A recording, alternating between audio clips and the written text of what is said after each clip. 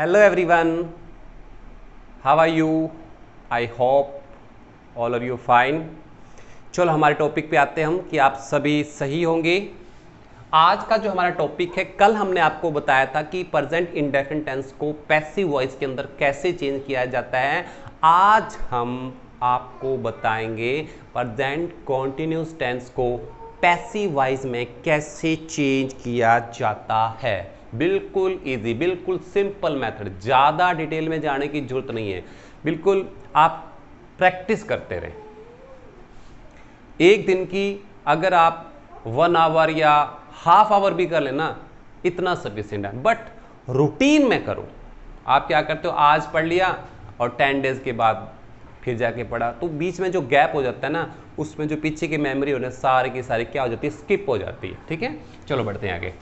हमारे पास इस टेंस के अंदर हमने क्या होता है आपको पता ही है, सब्जेक्ट है प्लस ये हमारा इज एम आर वर्ब की फर्स्ट फॉर्म के साथ आईएनजी और ये हमारा हो गया ऑब्जेक्ट।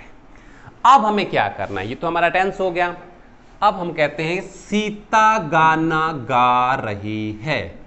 सीता गाना गा रही है। हमने क्या करना है, इसका पैसिव वॉइस बनाना है। तो पहले टेंस तो बनेगा, तो हमने यहां लिखा Sita is singing a song. Sita is singing a song. ये हमारा क्या है, सब्जेक्ट। ये हमारा क्या है, एचवी यानी कि हेल्पिंग वर्ब।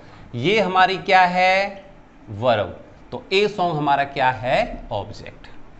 ये तो हो गया सेंटेंस। आपको एग्जाम में ऐसा लिखा मिलेगा, बट आपने इसका वॉइस कैसे चेंज करना है वो हम आपको रूल के जरिए समझा देते हैं।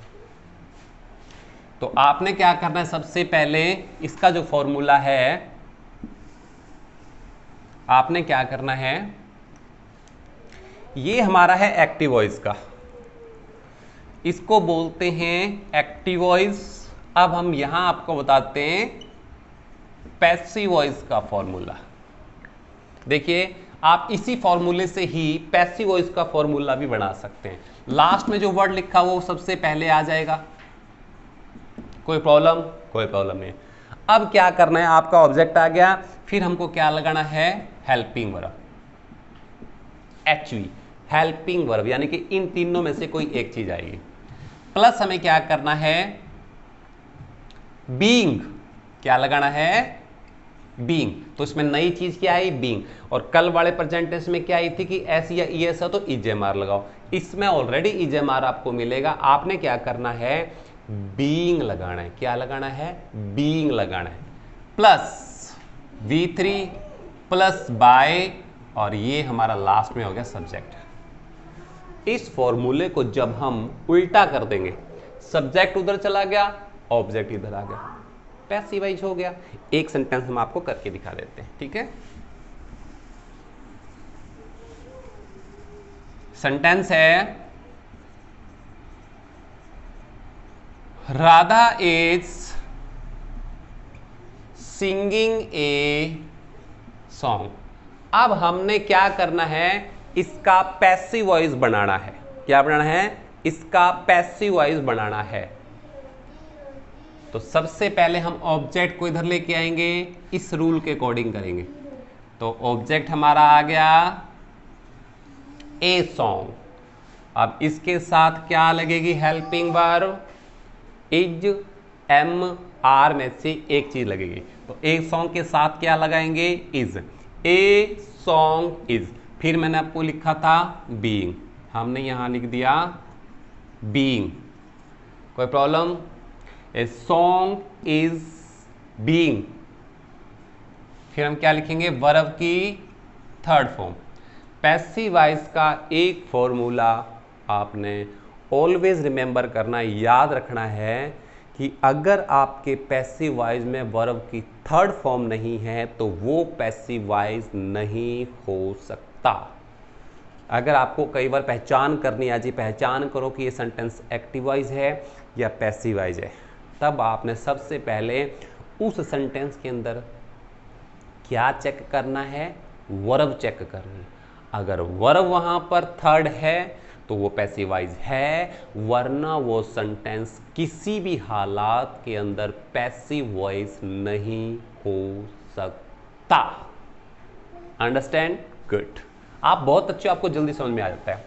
फिर हम लिखेंगे बाय और फिर हम राधा को इधर ले आएंगे, सब्जेक्ट को। ये हमारा पैसिव वॉइस हो गया, सिंपल।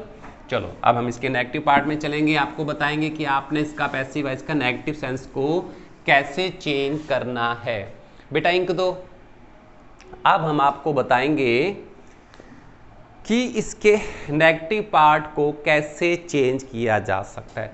तो नेगेटिव पार्ट को चेक करने के लिए आपने एक बात हमेशा रिमाइंड करनी है कि वही का वही सब्जेक्ट आपको रखना है, वही का वही एजएमआर, वही बीइंग। तो फिर नई चीज क्या आएगी? तो नई चीज इसके अंदर एजएमआर के बाद जो आपने बीइंग लगाया है, एजएमआर के बाद जो बीइंग लगाया है, उसके बाद किसका यूज हो जाएगा? नॉट का यूज हो जाएगा, यानी कि नॉट का यूज हो जाएगा। ये आपको बता देते हैं कैसे होता है। एक सेंटेंस हम आपको करके दिखा देते हैं ताकि आपको प्रॉब्लम्स ना आए। सेंटेंस है हमारे पास, मान के चलो कोई भी सेंटेंस हम एक ले लेते हैं और वो आपको करके दिखा देते हैं कि she is washing, she is not, she is not washing the clothes. अब हमने इसका पैसिव वॉइस चेंज करना है। बिल्कुल सिंपल। सबसे पहले हम क्या लेके आएंगे? ऑब्जेक्ट किधर लेके आएंगे? तो सबसे पहले हमने लिखा दी क्लोथ्स। इन तीनों में से एक चीज लगानी है, या तो लगेगा इज, एम या आर। तो हम क्या करेंगे, यहां क्या लगाएंगे? आप क्लोथ्स प्लूरल है, क्लोथ्स प्लूरल है, तो हम क्या लगाएंगे? आर। अगर यहां पर क्लोथ होता तो हम क्या लगाते? इज। गुड। फिर हम क्या लगाएंगे? बीइंग। और फिर हम क्या लगाएंगे? नॉट। फिर वर्ब की कौन सी फॉर्म लगाएंगे?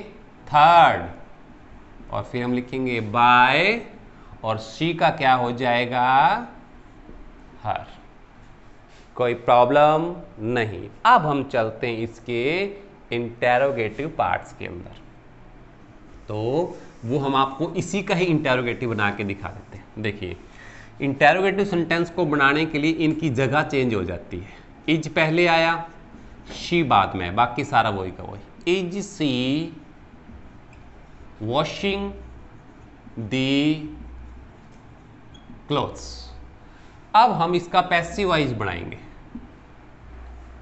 तो इसका पैसिव वॉइस बनाने के लिए आपको सबसे लास्ट वर्ड को देखना है। लास्ट वर्ड है दी क्लोथ्स। इसका मतलब अगर ये हेल्पिंग वर्ब से स्टार्ट है तो पैसिव वॉइस भी हेल्पिंग वर्ब से स्टार्ट होगा।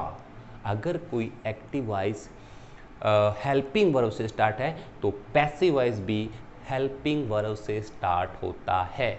तो हेल्पिंग वर्ब हमने कहाँ से देखनी है? जो लास्ट वर्ड है ना, इसके साथ इमेजिन करके देखो कि हेल्पिंग वर्ब क्या आएगी। इज तो नहीं आ सकता क्योंकि कपड़े हैं, एम नहीं आ सकता क्योंकि आई नहीं है, तो क्या लगेगा? आर। हमने यहां लिखा आर। अब आर किसकी वजह से आया? इसकी वजह से आया, तो आर दी क्लोथ्स। फिर हम क्या लिखेंगे? बीइंग। वर्ब की कौन सी form? Third form. Washed by, और शी का क्या हो जाएगा? हर।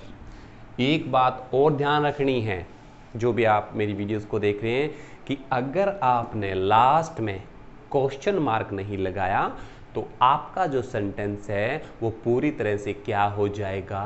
रॉन्ग हो जाएगा। और हम नहीं चाहते कि आप इन छोटी छोटी गलतियों को बार बार करते रहें, बिकॉज जितनी ज़्यादा प्रैक्टिस करेंगे, practice makes a man perfect, जितनी ज़्यादा आप प्रैक्टिस करोगे उतने ही ज़्यादा ये सेंटेंस आपको ईजिली आते हैं। ये सेंटेंस हमारा कंप्लीट हो गया, 2 टेंस हो गए, अब बाकी बचे 6 सेंटेंस को हम बहुत जल्दी 1 या 2 वीडियो के अंदर कवर अप करके फिर आपका पैसिव वॉइस का टॉपिक बिल्कुल कंप्लीट हो जाएगा। उसके बाद हम चलेंगे नरेशन के ऊपर, वो भी करेंगे। जिसको ये 2 टॉपिक आने लगे ना, पैसिव वॉइस और नरेशन, वो कभी इंग्लिश में मात खा ही नहीं सकता, ठीक है। बट लेकिन आपको रिक्वेस्ट है, आदेश नहीं रिक्वेस्ट है कि चैनल को सब्सक्राइब जरूर कर लें ताकि आपके पास लेटेस्ट अपडेट आती रहे, हमारा नोटिफिकेशन आता रहे, क्योंकि हम ये सारा कुछ सीरियल वाइज बना रहे हैं। क्योंकि अगर आपने किसी एक वीडियो को मिस कर दिया तो फिर आगे बढ़ने का फ़ायदा नहीं होगा आपके लिए। बेशक आप घर पे बैठ जाइए, लेकिन अगर आप चाहते हो कि घर बैठे हम इस स्टडी का फ़ायदा उठाएं तो आप डेली बेस इस वीडियो को देखते रहें और कमेंट बताते रहें कि आपको कैसा लग रहा है, कहाँ प्रॉब्लम आ रही, कमेंट करके बताते रहें। क्योंकि आप हमें हमारी कमियां बताओगे तो जो कमियां बताता है सच्चा गुरु वही होता है, तो हमें आपसे कुछ सीखने का मौका मिल रहा है, ठीक है। तो आई होप कि आपको ये आज वाला टॉपिक समझ में आ गया होगा और कल हम नेक्स्ट टॉपिक को करते हैं। तब तक के लिए थैंक यू।